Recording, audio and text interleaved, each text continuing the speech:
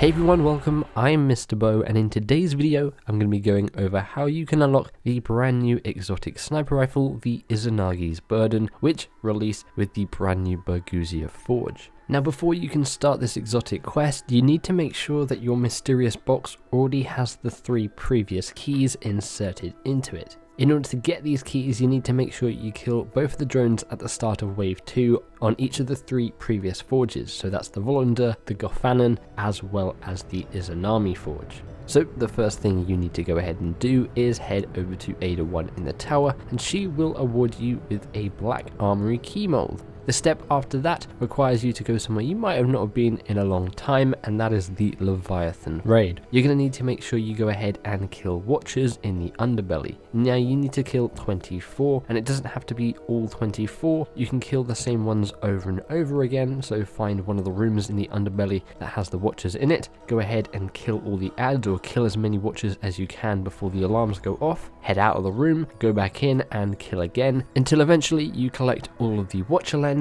and are awarded the Black Armory key mold again. Now the next part of the quest requires you to collect glimmering amethyst, and you have a percentage of 0 to 100, so there are multiple ways for you to earn this glimmering amethyst. Completing a heroic public event will give you 10 glimmering amethyst, which will count as 5%. Doing a normal public event will give you 5 glimmering amethyst, which will count as about 2.5%. Opening a chest in the open world will give you 1 glimmering amethyst, and opening 2 of those, so you get 2 glimmering amethysts, will give you 1%. Completing a strike, however, will give you 20 glimmering amethyst, and that will count as 10%. So the way that I did this was to load into the Lake of Shadows strike on the EDC and just run through it. You can get it completed in about 5 minutes if you're quick. Every time I loaded into that, it seemed that other people were also trying to just run through it, so I got that done pretty quickly. Again, just run through that strike over and over again until you've got 100% for your Black Armory key mold. Now once that is done, you then need to go to the Burgusia Forge and actually get the Black Armory key. So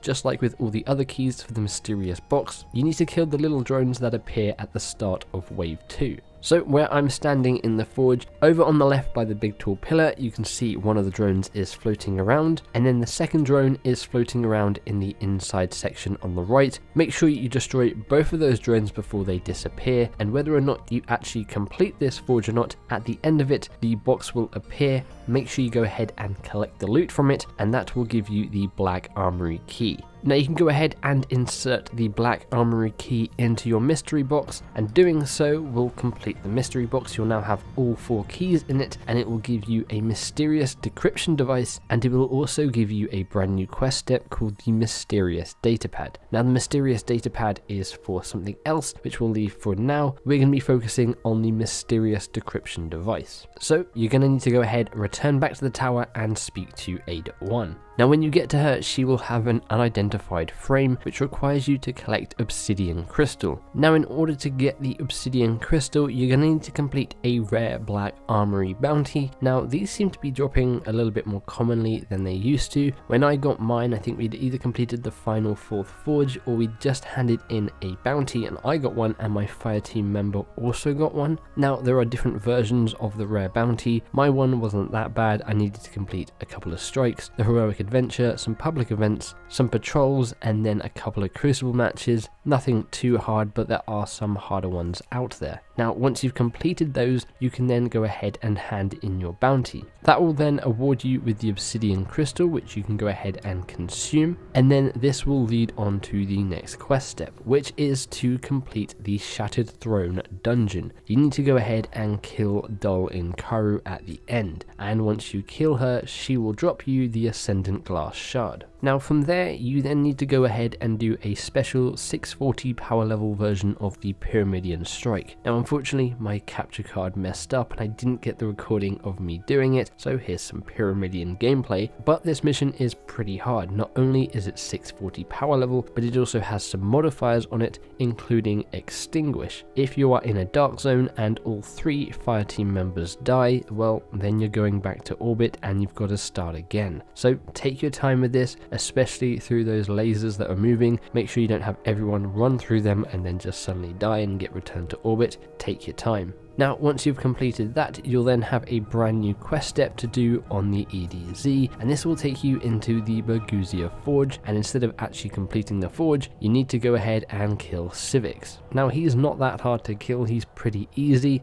probably the easiest step of this exotic quest, and once you go ahead and kill him, you can then return to Ada 1 and she will have the Izanagi's burden waiting for you to collect. Now this is an exotic sniper rifle that uses kinetic ammo and it sits in your primary slot. The intrinsic perk on this is Honed Edge. Holding reload consumes the magazine and loads a round of additional range and damage. So if you've got all 4 shots in your gun, you can load that into sort of 1 bullet. If you've only got 3, you can load those 3, and if you've got 2, you can load those 2. It also comes with chambered compensator, accurized rounds, outlaw, and then composite stock. I've seen this thing can one-hit some supers in the Crucible when you've got that stack of 4 Honed Edge. Personally though, I'm not really a fan of sniper rifles in my primary. I don't really use sniper rifles anymore in Destiny unless I'm using something like the Whisper of the Worm in my heavy. That's just my playstyle though. I'd love to know what you guys think of this weapon once you get it. But going back a bit, earlier in the video I mentioned the mysterious datapad which dropped halfway through the quest. Well, this leads you on another quest which will award you with a special emblem. Now in order to complete this, you need the Izanagi's burden, but you also need all of the Black Armory armor, and I currently don't have that, so I can't do you a guide on that currently, but when I do, I'll be sure to put that out, hopefully in the next day or so, fingers crossed. So there you have it, that is the brand new Izanagi's burden sniper rifle. Let me know what you guys think of it in the comments below. If you guys enjoyed this video or if you found it helpful in any way, feel free to give the like button a big old hug. You can subscribe for more gaming content and coverage, and if you do, be sure to boop that bell icon so you're notified when my future videos go live. But thanks for hanging out with me, and I'll catch you in the next one. Bye bye.